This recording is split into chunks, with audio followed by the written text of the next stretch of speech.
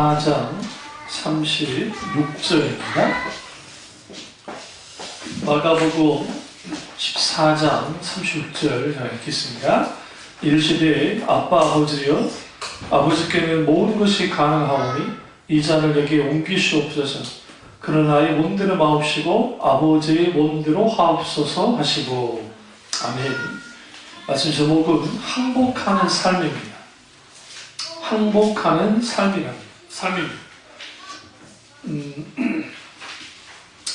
이 세상을 사는 사람들에게 여러분 복종하십시오 라고 하면 과거 전제 왕정 시대에는 복종하는 것이 이게 일반적인 것이었기 때문에 그들은 쉽게 복종했을 겁니다.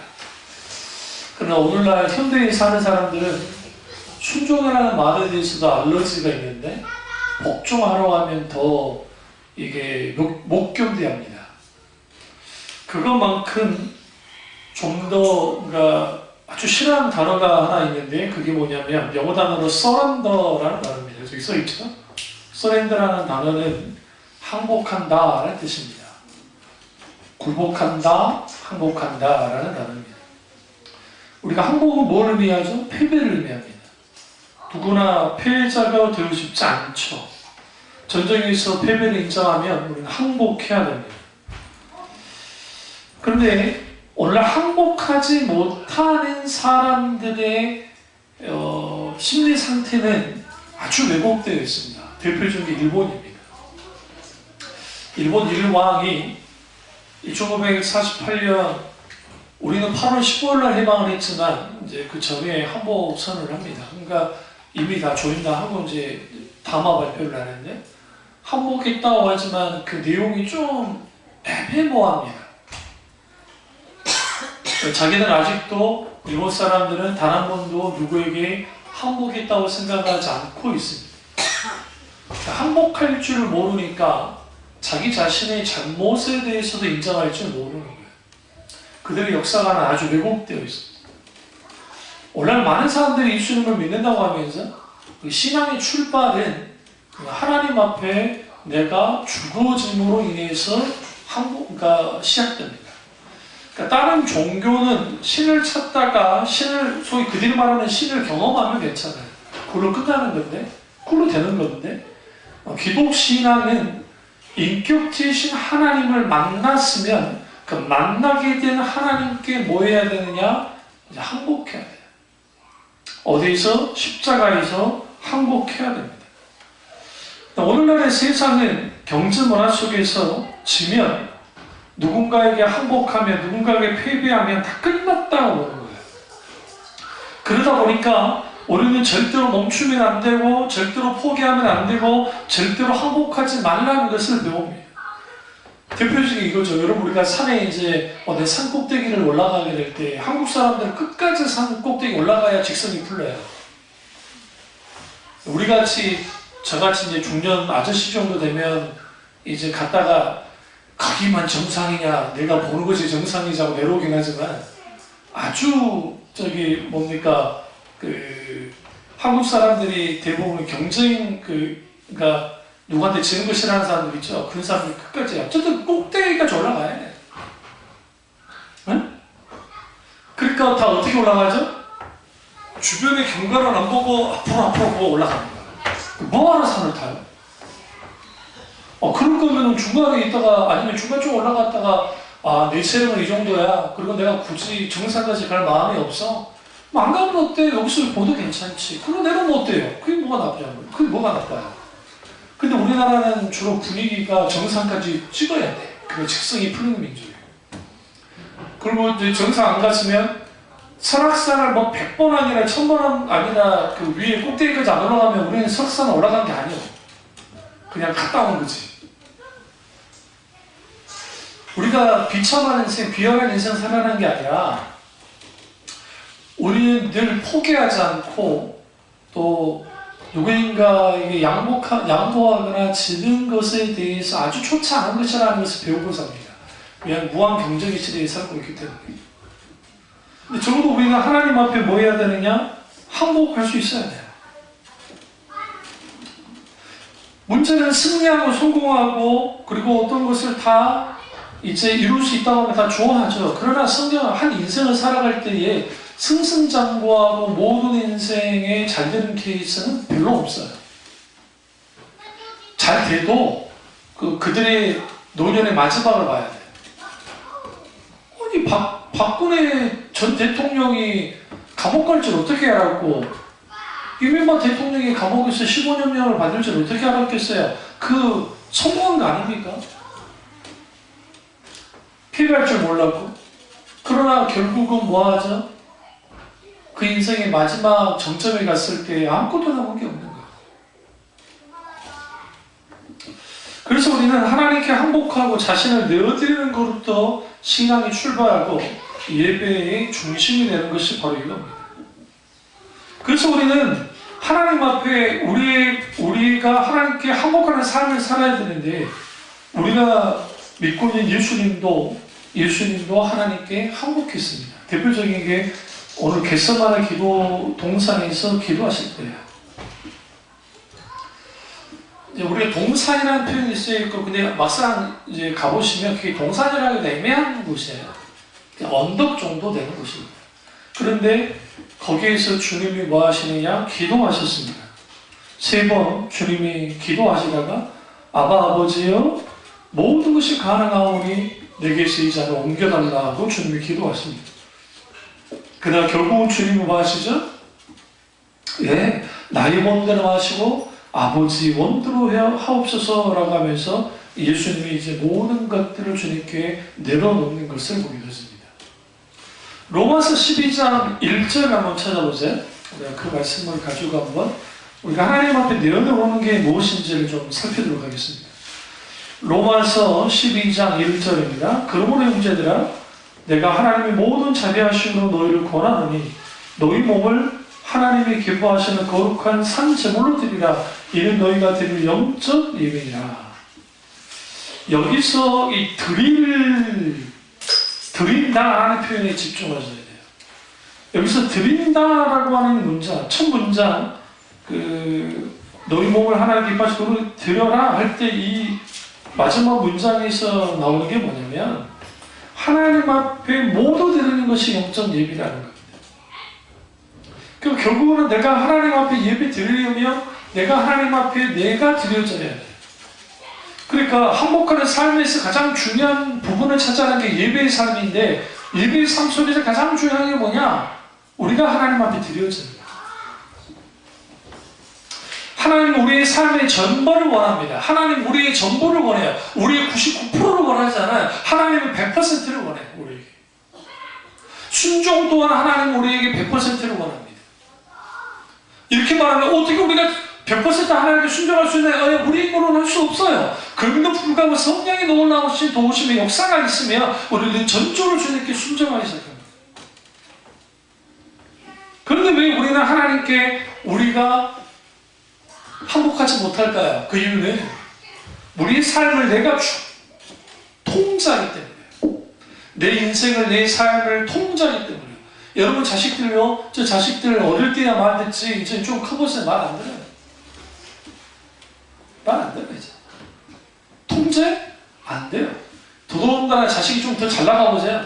제가 늘 말씀드리죠. 싸가지 없는데 서울대까지 갔어. 근데 그래서 또 삼성까지 들어갔네. 근데 싸가지가 없어. 부모한테도 싸가지가 없어. 불운한 부모예요. 그 자식 돈 많이 벌고 잘날 줄은 모르지만 부모 알기를 뭐같이 하는 그러한 자식이라고 한다면 이거 아주 이게 골치 아파요. 조금 못났더라도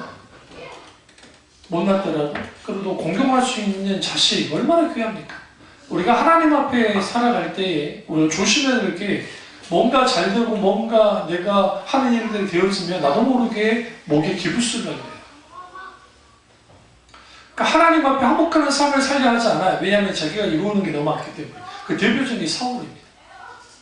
사울은 처음부터 그렇게 목에 꼿꼿한 사람이 아닙니다. 아주 겸손했던 사람이에요.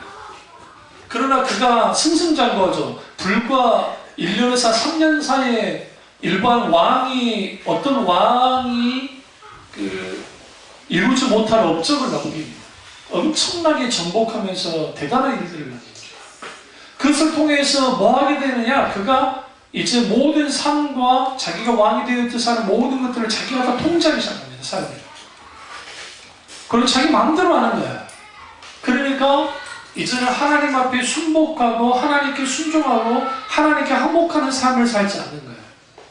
그래서 우리는 성경에서 왜 사람들이 하나님 앞에 항복하지 못할까? 그 이유는 하나님을 전적으로 신뢰하지 않기 때문이에요. 어떻게 신뢰하지 않느냐? 마음으로 신뢰할지 모르지만 내 행동으로 신뢰하지 않는 거예요. 네. 이게 아주 먼저입니다. 신뢰는 하나님께 항복하는 것, 나 자신을 하나님께 내어드리는 것이 가장 중요한 거예요. 하나님을 신뢰하지 않으면 나 자신을 드릴 수 없고, 내가 하나님을 알지 못하면 하나님을 신뢰할 수 없어요. 어떻게 모르는데 신뢰하겠어요?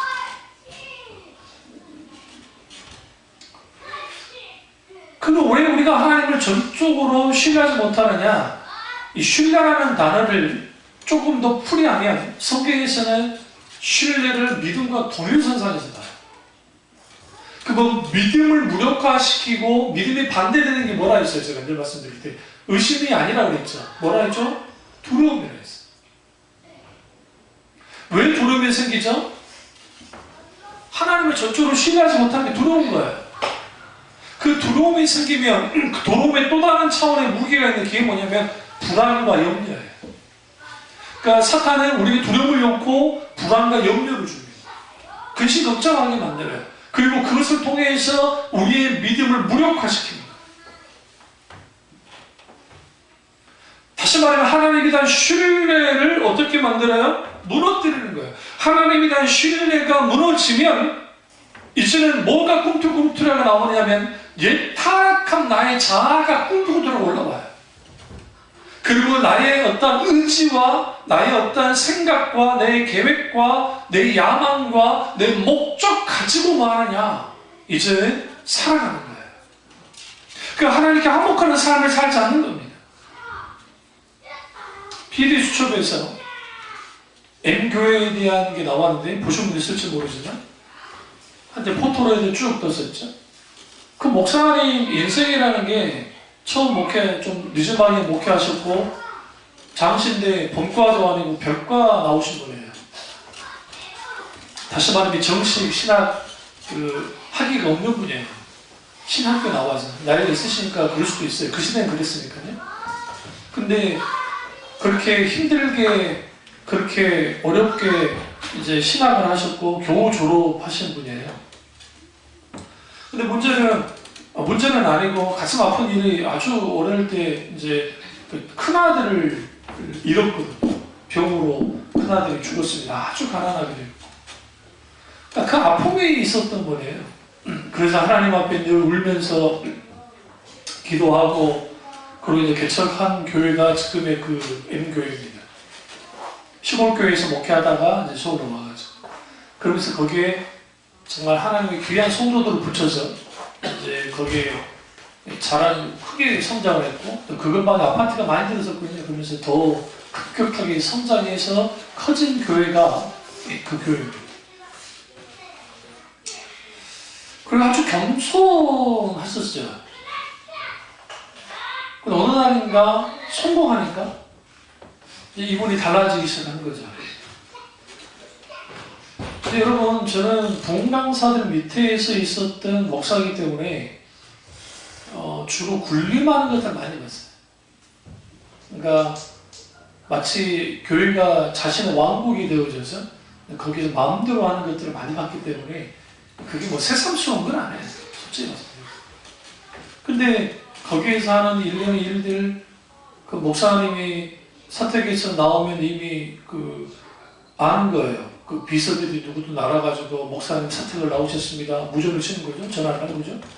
그러면 저희 교회 가까이 오잖아요. 목사님이 이제 1분 후에 들어오시니까 주차장 차를 다 빼놓고 차 잘 대게 해주십시오. 그 차가 딱 들어와요. 주차장 들어가요. 그럼 이제 주차장 딱 들어가면 목사님 내릴 때 누가 나요? 딱 비서가 탁 문을 열어주고 가방 다 들어주고 그렇게 들어간단 말이에요. 뭐 재벌 회장이에요? 재벌 회장이에요? 예수님이 보셨으면 정말 학을 뜰 일이에요. 있을 수 없는 일이에요. 뭐 손이 없어 발이 없어요. 사모까지 부르고 있어요. 사모까지. 우리들끼리 저희 교회 그 약하고 가난한 교회 목사들은 그렇게 좀 교세가 큰 목사는 딴 나라 목사들이라는 거예요. 딴 나라 목사들. 우리랑 완전 달라요. 사고 방식도 다르고 생각도 달라요. 예전에 소망교회 각선희 목사님 아들, 지금 뭐 광교세 목사가 뭐 저기 분당에서 이제 뭐 목회하지만 그 뭐 거기는 뭐 편법으로 이제 뭡니까 자식을 물려준 거니까. 그때 람보르니기 12억짜리 스포츠카 몰면서 당당하게 했던 말이 장로들이 사줘가지고 이걸 타고 몰고 다니는데 뭐가 문제냐는 거죠. 문제죠. 정상 아니잖아요. 그러니까 그 사람들한테는 정상인데 이거 덧대는 건 아니잖아요. 뭐 람보르니기를 누가 아무나 탈 수 있나요? 누군가 그때다 우리나라 땅덩이가 워낙 커서 그런 스포츠카 필요가 없다네. 달릴 곳이 없어가지고. 제가 독일의 아우토반 이제 그쪽을 쭉 돌면서 이제 그 여러 그 종교교육제를 다녔는데 그 갔을 때 난 아우토반이라고 하니까 막 대단한 도로인 줄 알았어요. 근데 우리나라 경부고속도로는 뭐 다른 거 별로 없어요. 그 대신 이제 무제한이라 차를 한번 하면 확 달릴 뿐이지. 뭐 그 문제에 대해서는 이제 그러긴 하는데 뭐 아우토반이 뭐 그렇게 대단하다 생각했거든요. 그런 데서야 막 달릴 수 있으니까 필요할지 모르지만 여기는 그렇지 않거든요. 근데 왜 그런지 아세요? 아, 내가 이 정도 했고 이 정도 내가 누렸기 때문에 마음껏 누려도 된다고 생각합니다. 다윗과 솔로몬의 그 근본적인 차이는 뭐냐면 다윗은 오늘날 말하면 정복군주이자 성공한 군주입니다. 그런데 그가 결코 다윗 예루살렘 성 여부수족으로부터 예루살렘을 정복하고 난 다음에 그 다윗 성을 지었는데 그 다윗은 그렇게 화려하지 않았어요. 굉장히 여러분이 명심하셔야 그렇게 화려하지 않았다. 그러니까 왕으로서 어느 정도 위치만 있으면 되는 걸로 지었어요. 만약에 화려하게 졌으면 굳이 솔로몬이 또 그 성을 크게 질 필요가 없잖아요. 왕궁을 그렇게 크게 짓지 않았어요. 오히려 다윗이 원했던 건 뭐냐면 하나님의 성전이 어마어마하게 크고 죽기 싶었어요. 그래서 막 준비한 거예요. 근데 하나님이 너 안 돼 그러니까 못한 것 뿐이지. 솔로몬 하는 짓을 보세요. 성전을 7년 동안 지었던 것은 뭐 나쁘진 않는데 자기 왕궁 짓는데 13년이나 했어요. 13년. 거의 성전 짓는 게 2배 이상을 했던 말이에요. 그 어마어마하게 지었던 말이에요. 왜 그럴까요? 많은 사람들이 착각하는 게 뭐냐면 뭔가 내가 누릴 수 있고 뭔가를 가지게 되면 나는 굉장히 막 누리면서 할 것이 누릴 수는 있어요. 근데 문제는 뭐냐면 자기가 높아져요. 자기 거를 높이려고 해요. 하나님 앞에 항복하려 하지 않아요.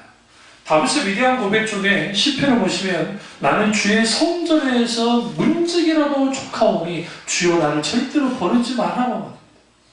나 성전 문지기 할게요. 하나님 나라에서. 여러분 그 시대에 문지기는 별 볼일 없는 존재예요. 그런데 나는 성전 문지기라도 좋으니까 제발 주의 나를 떠나지 마시고 나는 영원토록 하나님과 함께하고 싶어요. 이게 항복한 삶을 사는 사람들의 모습입니다. 이런 사람들은 성공해도 어떻게 해요? 소위 세상에 보는 성공을 해도 교만해지지 않아요.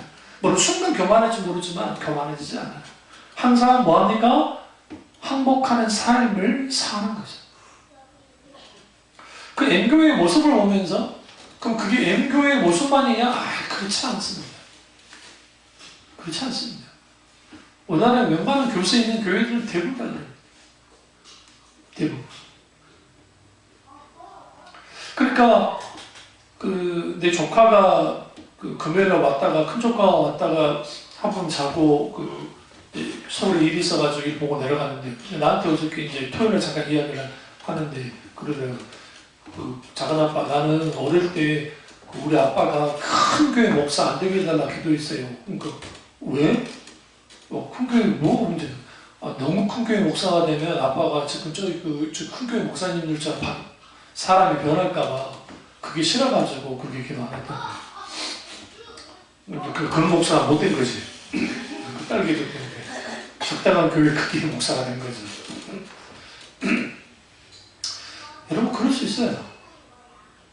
하나님 앞에 온전히 만져져야 돼요. 항복하는 삶은 그대로 그냥 만져지지 않고, 첫 번째로 연단을 통과하는 사람들이 항복하는 삶을 살 수 있어요. 첫 번째.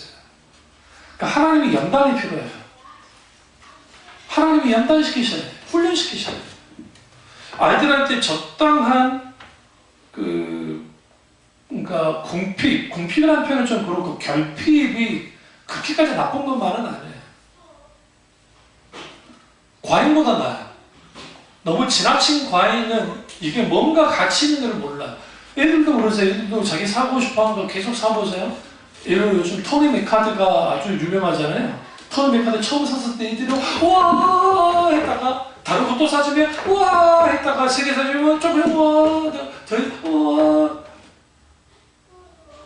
시리즈 있는데 다 사주세요. 어머니 아시죠? 응? 토니 메카드가 아주 시리즈 있거든요. 모르는구만. 동대문 저기 창신동에 왔다 갔다 하면 다 보여요. 여기 토니 메카드가. 애들이요 그 앞에서 떠날 줄 몰라요. 토니 메카드 앞에서. 근데 비싸요. 이 작은데도 뭐 몇만 원씩 하니까 아주 비싸다는 거예요. 애들이 그러죠. 그 다 사주면 아 행복해. 그러고 뭐 다른 걸로 넘어가요. 차라리 하나 사주면 그거 너무 귀해가지고 그거 가지고 계속 가지고 뭐 할 때까지? 지겨울 때까지. 하나님의 연단이 필요해요. 인생에 여러 굴곡이 있는 삶이라는 게 좋은 건 아니죠. 그런 거 없이 살면 좋겠지만, 그럼에도 불구하고 그 굴곡진 인생을 살면서 하나님이 우리를 다루신다는 거예요. 연단시킨다는 거예요. 그 연단하는 삶을 통해서 하나님 하나님 항복하는 법을 배우게 만들어요. 제가 어떤 그 다큐를 보다가 시베리아 지역에 있는, 그리고 거기와 그 다음에 뭐죠? 저기 굉장히 추운 지역에 있는 그 네 글자인데 갑자기 에스키모 그 분들이 이제 그 양이나 아니 술록이나 그런 걸 끌고 막 이제 사냥을 가고 막 가요. 사냥하러 가는데 놀란 게 우리 민준이만한 애를 데리고 가는 거야. 근데 영하 지금 막 25도, 30도 막 그러는데 실제로 체감온도는 영하 거의 한 4, 50도 되는데 애를 데리고 가는 거예요. 근데 엄마가 쿨하게 가게 해요. 우리 같으면 미쳤나 이 인간이 혼자 가라고 그럴 거지. 근데 애를 어떻게 데려가는데 애를 데려가요. 그게. 근데 이분들이 여러분 막 그렇게 되면 GPS고 뭐고 무용주물 해요. 그게 쉽지 않아요. 그리고 가스가 껴서 안개가 껴서 이게 장난이 아닙니다. 그런데도 가요. 몇백 킬로를 가더라고요. 그러니까 자기 집에서 150킬로나 200킬로 이상, 더 많게는 300킬로 이상까지 가버리는 거예요. 그러면 가다가 돌아올 수는 없겠죠. 돌아오기가 쉽지 않죠. 근데 그 개색을 타고 막 쭉 가는데 얘랑 같이 가요. 그러면 마지막 이제 밖에서 노숙을 해야 되잖아요. 이게 이제 얼어 죽지 않아야 되니까. 그러니까 이제 그것에 대한 것을 다 애하고 같이 해줘요. 애가 얼마나 죽겠어요. 이 성인도 못 견딜 정도인데. 그런데 그렇게 잘하게 해요. 그리고 더 놀라운 건 저는 뭘 발견했냐면, 같이 따라갔던 사람들이 아직 동상 걸리고 난리가 났어요. 이제 막 거의 뭐, 이제 초조금이 된 거예요, 이 사람들이. 근데 문제는 그냥 GPS도 안 되고 해가지고 이게 어떻게 돌아가시느냐. 거짓말처럼 다 찾아서 와요. 물었어요, 제작진이. 아니, 당신은 길도 안 보이고 눈도 이게 뭐 안 보이는데 어떻게 합니까? 라고 하니까 어릴 때부터 할아버지나 우리 아버지하고 계속 왔다 갔다 했다는 거예요. 계속 거기. 그러니까 자기는 제 몸이, 그러니까 머리가 아니라 감각으로 이미 여기가 어느 쪽 왔다가 안 돼. 설명은 못 하는데 안 돼요. 그게 그게 이해가 되는 게, 우리 겨울에 막 철새도 와가지고 막 날아오잖아요. 그 철새들이 막 수천 킬로 날아오다가 다시 돌아가죠. 신기하지 않으세요? 비둘기를 데리고 가는데 비둘기가 집 찾아가는 게 신기하지 않으세요? 아니, 비둘기 옛날에 막 서시 보내고 그랬잖아요. 비둘기. 그때 비둘기가 집이 여긴데, 예를 들어 서울에 있는 걸 갖다 저기 어디 전라도 저 해남까지 데려가도 그 애는 찾아가요. 과학자들이 그걸 판명을 못해요. 어떻게 그게 가능한지. 그 차에 실어가지고 거기다가 말려도 그걸 따라가 찾아간다니까요. 거기까지. 그러니까 그들만의 엄청난 능력이 있는 것처럼 그게 발전하는 거예요. 그러면서 왜 애를 이렇게 위험하게 하냐. 그러니까 죽을 수도 있는데, 그 죽을 수 있다고 생각한다. 근데 이런 것을 겪어야 이 척박한 환경에서 에스키모를 살 수 있더라고요. 근데 요즘은 좋아져서 제트스키 있잖아요. 스노보빈인가요? 그거 확 타고 막 다니기도 하지만, 그것도 있긴 하지만, 그러나 그걸 통해서 여러 번 죽을 격을 넘기고 여러 번 이렇게 연단을 딱 받으면 거기서 뭐가 딱 되어지냐면 아주 강인한 사람이에요. 그리고 더 중요한 게 자연에 순복한다. 자연을 거스르지 않는 거. 우리 이번에 어젠가 히말라야 올라가시다가 막 몇 번 돌아가셨잖아요. 그리고 전진기지 거기에 토네이도가 불어가지고 거기에 사상자가 나고 막 그랬는데, 그러니까 딱 올라갈수록 뭘 배우느냐? 우리 세상 사람들은, 특별히 자연과 맞대어 사는 사람들은 자연을 거스르지 않고 사는 법을 배우는 거예요.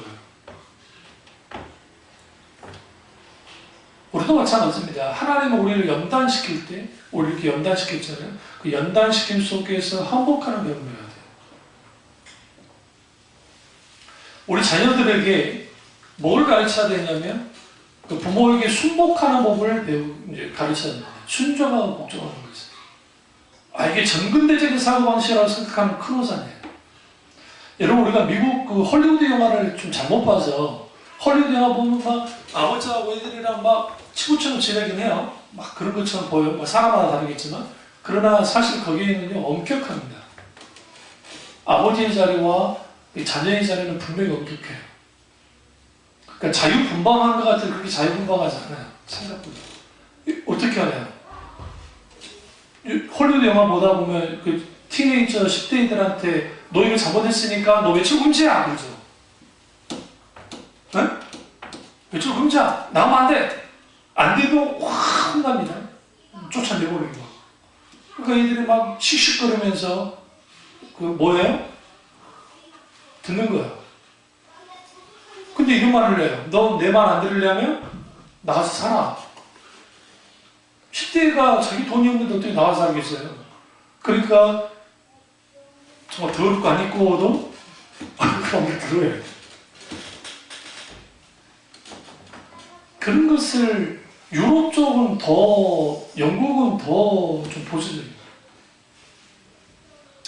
그러니까 이해로 교수님이 하셨던 말씀 중에 한국 교회가 이렇게 약화된 거, 신앙이 약화되고 교인수가 약화된 것 중에 큰 이유 중에 하나가, 여러 이유가 있겠지만 영적인 건 다 놔두고 목사님이 아시니까, 그 중에 하나가 뭐냐면 아버지 권위가 무너져서 생긴 거예요. 그러니까 아버지 권위가 무너져 버리니까 아버지를 아버지로 여기지 않는 거예요. 땅에 떨어뜨려요. 그러니까 아버지 권위가 무너지는 순간 가족의 근간은 다 흔들립니다. 그러니까 이 한국 사회에 어떤 하나님 앞에 복종하고, 그러니까 교인들이 순종하는 것에 대해서 부모로부터 배우지 못하기 때문에 이제 오늘날의 젊은 세대가 하나님 앞에 복종한다는 그 불가능에 대해서 항복하지 않아요. 하나님과 항복하지 않으면 하나님과 갈등하고 충돌할 수밖에 없습니다. 그래서 하나님 우리에게 인생의 여러 것들을 주는 허용해요. 권한을. 그것을 통해서 다루시는 거예요. 항복하는 것을 배우는 거예요. 그러니까 우리 젊을 때는, 20대 때는 내가 정말 기고만장하고 뭔가 할 수 있을 것 같은 생각을 가지고 사는 건 나쁘지 않아요. 그때 젊을 때야 좀 실수해도 괜찮아요. 근데 이제 나이가 거의 늙어버리면 50이 다 돼가는데 아직도 그러면 이건 철이 덜 든 거예요. 이거는 이제 이거는 이제 골치 아픈 거죠. 두 번째로 우리가 하나님 앞에 행복한 삶을 살려면 자신의 한계를 인정해야 돼요. 우리가 하나님께 항복하는 것을 방해하는 요소는 뭐냐? 교만입니다.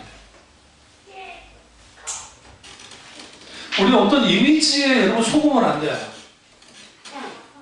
어떤 이미지에 속으면 안 되냐면 정치인들의 이미지 아주 괜찮은 사람인 것처럼 자기 이미지를 만들잖아요. 연예인들만큼 자기 이미지를 잘 만드는 사람도 없어요.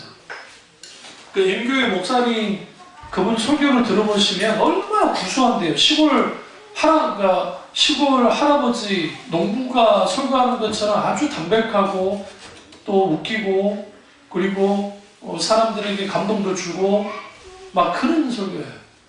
그러나 그분의 삶을 들여다보면 전혀 그것과 상관없어요.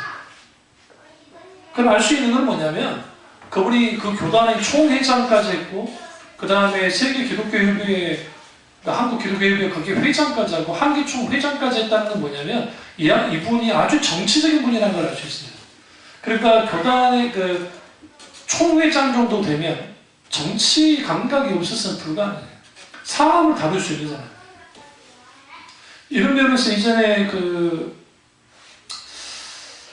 김일도 목사님인가 누군가 주이초 목사님 아니라 김일도 목사님인가 갑자기 생각 안 나지?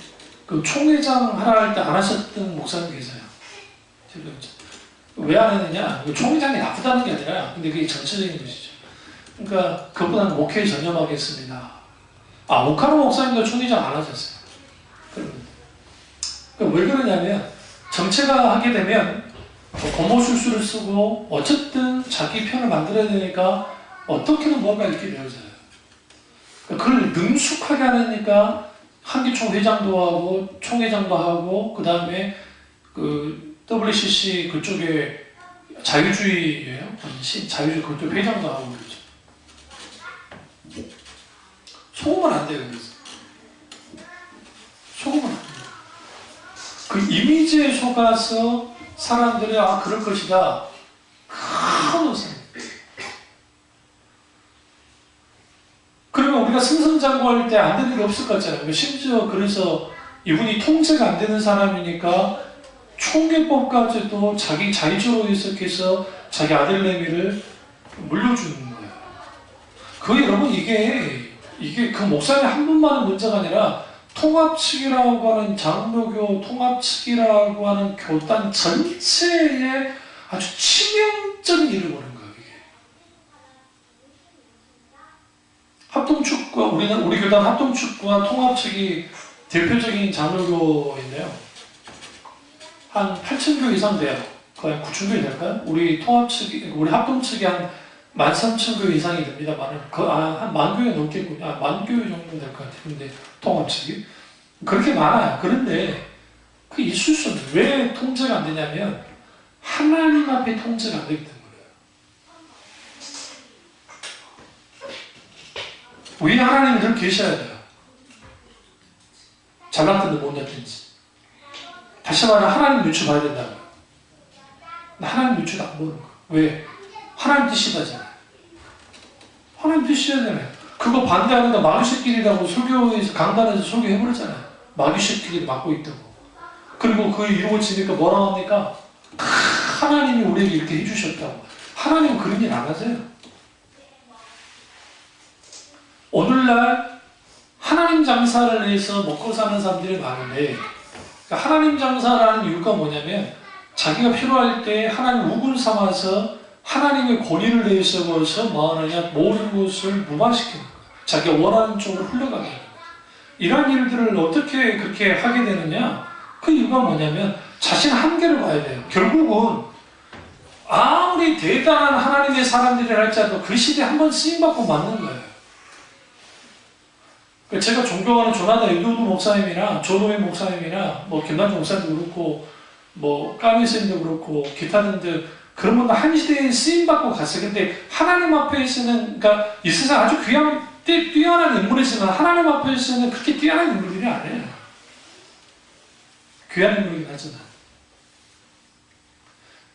그러니까 그 교인들이 어떻게 얘기하느냐, 자기 교회 목사님을 대통령과 같은 급이라잖아요. 교인들이 이래서 그 말이에요. 우리 목사님은 대통령보다도 위에 있고 더 그런 급수의 음식이야. 대통령 5년에 끝나지 이거는 평생을 해도 되는 그런 것들. 그러면서 간증이라는 걸 하면서 말끝마다 뭐 하나님께 감사합니다 말은 하지만 목사님 사랑합니다. 뭐 공산당이요? 공산당이에요? 심지어는 애니메이션 자기 그 기념관을 만들어 놓고 목사님 일대기에 대한 애니메이션과 거기에 같이 사진 찍을 수 있는 부스 같은 거 만들어가지고 목사님 만날 수 없으니까 유명 연예인들 판넬 있잖아요. 이게 만들어가지고 하는 거 전시 나와 있는 거기서 같이 사진 찍는 것을 영광으로 하는 그런 일들을 서슴없이 하는 교회 그런 목사님. 이게 세상 윤리로서 문제라는 걸 말하는 게 아니고 인간을 우상화시킨 거예요. 이미. 인간을 우상화시켰다는 건 뭐냐면 자신의 한계를 뛰어넘었어요. 이제. 그러니까 급수가 하나님 계시고 그 다음에 하나님 바로 밑에 있는 거예요. 근데 그냥 밑에 있는 게 아니라 아주 대단하게 있는 거예요. 왜 그런 일들을 가능하게 하느냐? 화목하는 삶을 살지 않아서 그렇습니다. 저는 김병사 목사님을 좋아해요. 그 이유 중에 하나는 그분의 설교나 그분의 그 소위 목회 방식 중에 저랑 안 맞는 게 꽤 있음에도 불구하고 제가 어쩌다 한 번씩 들어가서 제가 설교도 듣고 하는 이유가 뭐냐면 김병사 목사님 이렇게 말한 적이 있어요. 그 교회가 10,000명 가까이 됐을 때 선언했습니다. 우리는 숫자를 추가하지 않습니다. 이제 더 이상 기존 교회에서 오는 사람들은 만나교회 교인으로 받지 않겠습니다. 라고 이제 교회 앞에서 선언을 했고, 그리고 이제 교인 수를 줄여가는 이제 그런 일들을 하겠다고 이제 선언을 했군요. 근데 그걸 말하는 건 아니고, 아버지 김구희 목사님이 하셨고, 중간에 어떤 목사님 계시다가 감당 못하고 이제 아들인 김병사 목사님이 뒤를 이어서 이제 만나교회 목사가 된 거예요. 근데 숫자가 늘어나고 사람도 많이 몰려오고 하니까 어느 날인가 자기도 모르게 높아져 있는 본인을 본 거예요. 언제 알았냐면 연합회 모임에 갔는데 자기를 좀 끝자리를 주더라고요. 갑자기 기분이 팍 상하네. 근데 딱 보니까 물론 이제 그 목사님보다 더 목회 오래 한 목사님들에게 이제 좀 꽤 있었고 또 그랬으니 그런데 기분이 아주 안 좋더라고요. 처음에는 왜 안 좋은지 별로 몰랐더니 근데 이제 거기에 앉았는데 내가 이러고 여기 왔나 그 생각이 들고 그러고 이제 기분 좋지 않는 상태에서 그냥 행사 다 하고 이제 집에 와서 딱 있는데 갑자기 하나님이 그런 감동을 주는 거예요. 네가 언제부터 그렇게 잘났냐 라는 감동을 하는 거예요. 무슨 말입니까 하나님? 네가 왜 그렇게 교만하냐는 거야. 그때 막 성령이 이제 깨닫게 하는데 어느 집회를 갔을 때 여러 유명한 목사님과 함께 집회할 때 그 집회할 때 집회 자리에 앉는 것도 아주 기분을 상해 있었고 자기는 잊었지만 얼마 보니까 자기가 아주 교만해져 있다는 거예요. 그리고 하나님이 됐다는 거죠.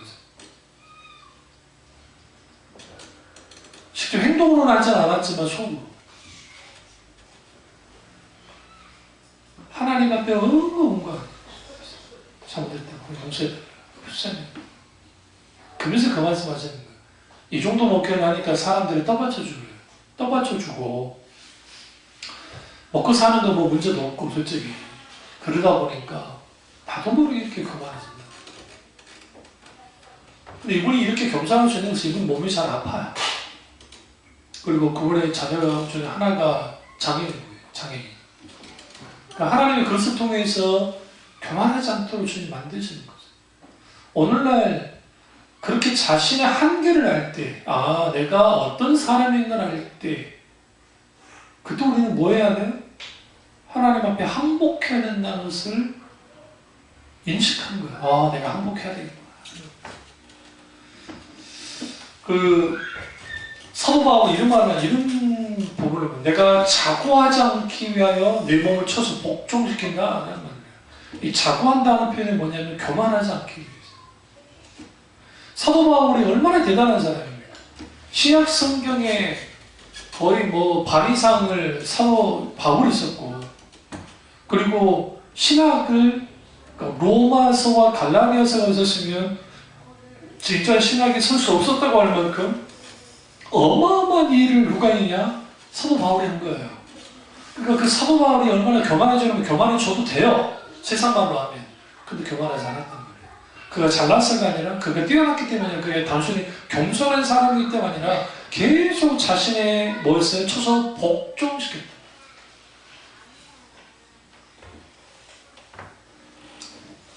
그래서 우리는 뭐 해야 되느냐? 하나님 앞에 어떻게 해요?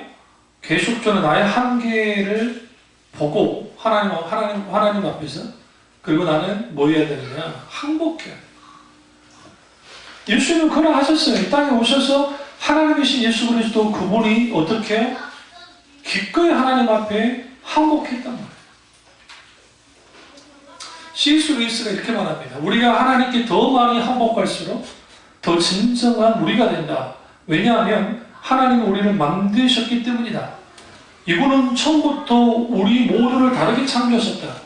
내가 그리스도를 믿고 내 자신을 그분의 인격으로 채울 때야 비로소 나는 진정한 내 인격을 갖기 시작한다 라고 했어요. 그러니까 우리가 하나님 앞에 더 많이 항복해야 된다. 그 항복해야 돼. 그렇게 항복하지 못하면 무슨 일이 벌어지냐면 이제 안 하는 일이에요.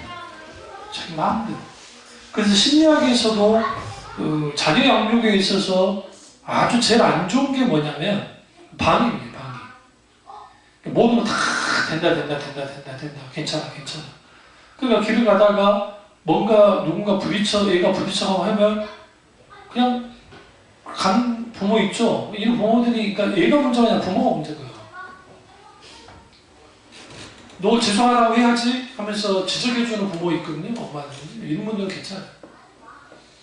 저는 주로 일반 지하철이나 또 버스를 잘 타니까 그럼 애들이 신발 신고 막 할 때가 있어요. 옆에 이렇게 묶기도 하고, 특히 양복할 때 묶으면 이게 좀 그러잖아요. 그런데도 신경을 안 쓰는 부모 있어요. 근데 어떤 엄마는 정말 먼저 사과하고 너도 사과해야 돼. 그런 분이고. 그럼 그런 부모 밑에 있는 애들은 아주 마구잡이로 막 그렇게 행동하지 않아요. 이런 부분은 일본을 배워야 돼요. 제가 이제 일본에 갔을 때 충격받은 게 여러 사람이 있는 일반 그런 데인데 애 하나가 땡깡을 부는 거예요. 헌이 애보다 어려요. 한 3살 정도 된 것 같아요. 근데 얘가 땡깡을 부리니까 엄마가 이제 지적을 하고 아빠도 지적을 했어요. 그러지 말라고. 근데 이 녀석이 막 하니까 아빠가 탁 이렇게 세우더니 뒤통수를 탁 때리면서 뭐라고. 거기서 내가 못 알아듣겠지만 이 말 같아. 네가 지금 이렇게 행동한 것은 아빠 엄마에 대한 그런 것 같아. 그러면서 탁 주저하고 딱 하니까 애가 탁 멈춰요. 그래서 제가 도쿄 가서 애들이 개망하는처럼 막 하는 애들을 거의 본 적이 없어요. 유령도시가. 진짜. 동경 사람들과 오사카 사람들이 다릅니다. 오사카 사람도 우리랑 비슷해요. 망나니 애들이 꽤 많아요. 여기. 오사카는 우리랑 좀 비슷하다. 기질들이. 왜? 그쪽에 백작애들이 주로 많이 있었고, 오사카 지금 동경 쪽은 이제 신라애들이 많이 있었기 때문에. 근데 저는 그게 애들 때리는 게 잘했다는 게 아니고, 그게 이제 10몇 년 전의 일이니까 그렇다 치면 10년 이상 전의 일이. 그런데 그때 그 부모의 태도였어요. 그때 그 주위에 크게 사람 없었어요. 자기 3명이 있었지. 근데 그 부분에서 그랬던 거예요. 뭘 가르쳐 주라고 그러는 거냐면, 지적이 있을 때 순복하는 법을 배우려는 거예요. 이게 강압하는 것이다. 강압과는 달라요. 왜 그러냐면 옳고 그름에 대한 판단을 계속 어렸을 때 해주면 어느 시점 되어지면 이제는 크게 그만하지 않아도 이제 자기들은 자기들을 해요. 근데 그게 안 되어지면 이게 아주 심각하죠. 어릴 때부터 그래요. 근데 우리가 하나님 앞에 신앙생활에 나갈 때에 우리가 하나님과 나 사이의 관계 속에서 왜 문제가 되냐면 이게 하나님께 항복한 적이 별로 없는 사람들은 아주 암한 의미가 되는 거예요. 여러분 혹시 어른들 중에 나이든 권사님 연배 70대 그런 80대 연배들 중에 아주 암한인들 보죠. 부딪히긴 자기가 부딪혔으면서 성질 벌어내기도 하고 또 자리에 앉았을 때 막 하죠. 이런 사람들은 나이가 들어서 그런 게 아니에요. 그러니까 우리는 착각하고 있는 거예요. 이런 사람들은 나이가 들어서 그런 게 아니라 원래 그랬던 사람이에요. 그러니까 젊은 시절부터 그런 사람이었기 때문에 어릴 때부터 그런 식으로 행동을 하는 거예요. 제가 어떤 할아버지한테 감명을 하는 게 뭐냐면 연세가 딱 봐도 거의 한 70대 후반 정도 되는 것 같은 그런 분인데도 자리가 났어요. 그리고 노인이 앉을 처인데 안 앉으셨어요. 그러니까 앉으시라고 그러니까 나는 아니고 이제 어때요? 아주 막 그만하죠. 나보다 또 젊은 친구들이 일하고 살고 하느라고 힘든데 나야 운동 삼아 서면 되니까 자네들이 앉아도 돼요. 고생했으니까 앉아요. 괜찮아요. 얼마나 멋집니까? 이런 분들이 어른이지. 노인이 되면 안 된다는 거예요. 노인이 되면. 근데 아무 별인간을 다 했어요. 본인이 앉았는데 일어나! 슈! 새끼! 하면서 그런 거 별인간이 아니야 되는 거예요. 아주 질떨어진. 교회는 없나요? 있어요. 교회마다 공동회 회의하면서 의회하면서 안 싸운 교회가 없어. 근데 주로 싸운 딱들이 다 싸움을 일으켜요. 다 그런 게 아니라 몇몇 사람들이 상처 많은 사람들이 법이요 어쩌고 저 사람 미우니까 그 의견이 오라고 막 하나님 앞에 우리가 철저하게 뭐하지 못하면 항복하는 삶을 살지 못하면 우리는 뭐하느냐 삶 속에서도 그런 삶을 살아요. 그래서 우리는 항복하는 것은 순종을 통해서 잘 드러나는데 그리스도 안에는 예만 있고 아니면 없다고 말씀하잖아요. 그게 좀 달라요. 그러니까 이걸 또 분강사들이 이걸 어떻게 했냐면 막 절대적인 복종, 강화병 복종이 그거 상관없어요. 그리스도 안에는 예만 있다는 게 뭐냐면 하나님이 우리에게 말씀하실 때에 그건 우리에게 가장 최선의 것을 최고의 것을 우리에게 바로 아주 중요한 것을만을 말씀하시기 때문에 그렇게 하는 거예요. 이 부분에 대해서 우리가 분명하게 답해야 돼요. 그러니까 그런 태도를 가져야 돼요. 하나님. 그리고 세 번째는 뭐냐면 우리가 하나님 앞에 반복하는 삶을 살려면 내 삶을 내어드려야 돼요. 그러니까 하나님께 내어드린 적이 없으니까 우리가 반복하는 삶을 살지 못하는 거예요. 예수님이 전생에 주는 게 내어드렸죠. 사도들도 마찬가지죠. 하나님의 사람들은 그거예요. 그래서 우리가 예수 믿고 구원받았어요. 그리고 그리스도인이라고 되잖아요. 그러면 그리스도인이라는 뜻 자체가 그리스도께 속한 자, 그리스도께 복종하는 자라는 의미를 갖고 있어요. 그러니까 우리는 그런 사람들이 돼야 돼요. 근데 그러지 않는다는 거예요. 그러지 않는다는 거예요. 다행인 것은 참조교회 안성호 목사가 큰 교회 목사가 안 돼가지고 교만을 안 하는 거지. 나도 어떻게 확각할지 모른다. 진짜네. 왠지 아세요? 교회에서 목사님 떠붙대면서. 제가 어떤 모임이나 그런 데 있으니까 모임 가보면 교세 좀 있고 또 꽤 잘 살아요. 그러니까 여러분이 일반 대기업 부장 이상 되는 교인 수가 200, 300명 돼도 2, 300명만 돼도 그 정도 사랑을 받는 목사님들이 있어요. 왜? 서울 강남에 근데 하면은 그건 충분한 거죠. 근데 그런 분들이 지갑을 열 권을 제가 본 적이 거의 없어요. 그러니까 목사님들 사회 속에서. 왜 그럴까? 처음에 이해를 못했는데 이해를 했던 게 뭐냐면 늘 떠받들어 주는 걸 못 사는 거예요. 자기가 받기만 하는 거예요. 그리고 당연히 목사 사회 내에서도 내가 이제 교수도 주고 하니까 니네들 나를 뭐해라? 살아. 근데 이제 어쩌다 보면 갑자기 살 때가 있어요. 그때는 뭐냐면 이제 자기가 정체적으로 표가 필요할 때, 뭔가 자기에게 뭔가 필요할 때는 그때부터 써요. 또 과하게. 왜? 자기 이익을 위해서. 그러니까 이런 사람들은 결국은 섬김은 뭐야? 섬김은 누구에게 기준이 된다 했어요? 섬김을 받을 사람이 기준이 된다 했잖아요. 그 일에 맞춰서 선거해 주는 건데 진정한 섬김도 하지 못해. 왜 그러느냐? 그들이 하나님 앞에 온전히 내어드리는 삶을 살면 돌아봐야 돼요. 주의를. 그리고 그것에 대해서 충분히 내가 능력이 되면 챙길 수도 있고 그게 딱 따라가죠. 순수한 성격인 거죠. 그러니까 하나님 앞에 자신을 내어드리는 삶을 사는 분들은 움켜쥐지 않아요. 움켜쥐지 않는다. 어떻게 하느냐? 충분히 풀어요. 근데 이런 분들도 있어요. 너무 과하게 그 사역을, 제가 노숙자 사역하는 목사님 사모님을 아는 분이 있는데 그분들이 자녀들이 상처가 많아요. 왜 상처가 많은가 했더니 뭐만 생기면 목사님이 얘들은 지금 막 제대로 간식도 못 먹고 하는데 얘들은 그냥 내비 놔두고 다른 사람 생긴다고 거기다 다 해버리는 거예요. 그러니까 얘들이 그 생각하는 거예요. 이해가 안 된다는 거예요. 응? 한쪽은 너무 자기 새끼만, 자기 쪽만, 가족만 하는 사람은 문제지만 크게 왜 그런 일들을 하셨냐? 그게 그러니까 목사님이야. 목사님 사명이니까 그렇게 하는데 자녀가 목사는 아니잖아요. 그럼 자녀에게 할 만한 걸 해야 되는데 안 하는 거죠. 그게 아주 지혜롭지 못한 거예요. 그러니까 우리가 뭐가 정답이냐, 정답을 따라가자는 게 아니고 내가 하나님 앞에 내 삶을 내어드려야 되는데 그 내어드리는 삶 속에서 내가 어느 부분을 내어드릴 것인가?